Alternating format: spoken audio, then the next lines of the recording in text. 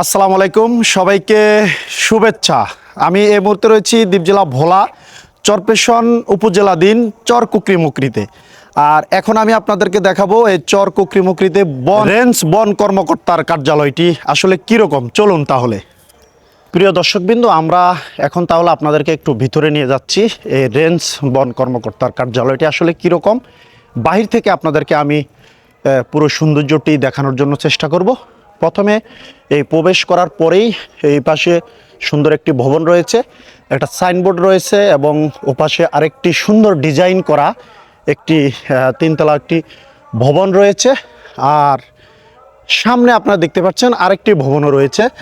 আর এখানে এই বন কর্মকর্তার কার্যালয়ে আসলে যারা রয়েছেন, আমি যেখানে তারা একদম পিওর বিভিন্ন সবজি তৈরি করছে, তারা হয়তো বা খাওয়ার জন্য এটি ভালো একটা উদ্যোগ।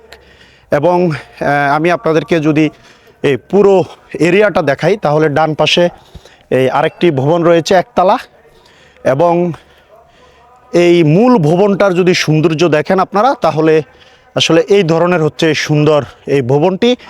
প্রিয় দর্শকবৃন্দ, আপনারা ভিডিওটি দেখছেন দ্বীপ জেলা ভোলা চরপেশন উপজেলাধীন চর কুকরিমুকরি থেকে। আপনারা জানেন যে দ্বীপ জেলা ভোলা এই চরপেশনের চর কুকরিমুকরিটি একটি বৃহৎ স্পট কেন্দ্র। আর আমি এই মুহূর্তে রয়েছি দ্বীপ জেলা ভোলা এই চর কুকরিমুকরিতে।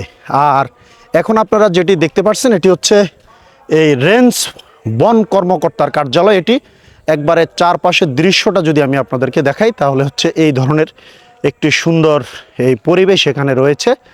তো আমার কাছে অত্যন্ত ভালো লেগেছে, এবং এই সামনে একটি খাল রয়েছে, এই খাল দিয়ে যাতায়াত করে। আর এই সুন্দর এরিয়াটি রয়েছে এই এলাকায়। আর এই সামনে আপনারা দেখতে পাচ্ছেন এটি হচ্ছে কুকরি বাজারের জামে মসজিদ, এবং এখান দিয়ে হচ্ছে একটা ঘাটের যাওয়ার ব্যবস্থা রয়েছে সামনে। যদি আমি একটু আপনাদেরকে সামনে নিয়ে যাই তাহলে এই ধরনের এই একটি ঘাটও রয়েছে। যদিও এই ঘাটটি এই বন কর্মকর্তার সম্ভবত তারা হয়তোবা ব্যবহার করে। এখানে দুটি স্পিড বোটও রয়েছে এবং একটি সরু খাল রয়েছে। এই খাল দিয়ে মূলত এই চরপেশন থেকে আসা যাওয়া করা হয় এই খাল থেকে। তো প্রিয় দর্শকবিন্দু, বিদায় নিচ্ছি এই দ্বীপ জেলা ভোলা চর কুকরিমুকরি রেঞ্জ বন কর্মকর্তার এই কার্যালয় থেকে। দেখা হবে অন্য কোনো ভিডিওতে।